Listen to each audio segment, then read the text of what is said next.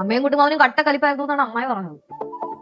ഈ സംഭവം നടക്കുമ്പോൾ ചേച്ചി എവിടെ ഇരുന്ന്? ഞാൻ ആ മാവിന്റെ വീട്ടില് ഫോണിലായിരുന്നു. ഈ കൊച്ചെന്നെ കൊണ്ട് മിഠായി മേടിക്കാൻ കൊണ്ടുപോയത് കാരണം എനിക്കൊന്നും അറിയാനും പറ്റിയില്ലല്ലോ ഈശ്വര. അതിന് വലിയ മണ്ടത്തരം ഞാൻ ചെയ്തത്. ഈ പ്രശ്നങ്ങളൊക്കെ ഒന്നും അറിയാതെ ഞാൻ നേരെ ചെന്ന് അമ്മയുടെ മുമ്പിൽ ചെന്ന് ചാടിക്കൊടുത്ത്. ഒരു ചീറ്റി ഒരു വരവായിരുന്നു മോനെ.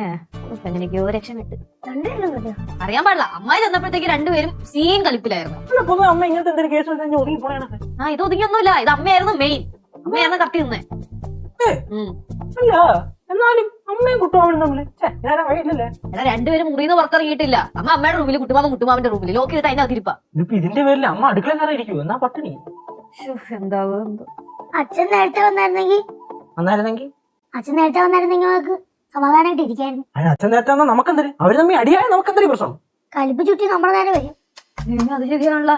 യേശേ വാ തുറക്കാതിരിക്കുന്നതാണ് നല്ലത്. ചർച്ചയൊന്നുമില്ല. ഞങ്ങള് വെറുതെ ഓരോന്നൊക്കെ പറഞ്ഞു.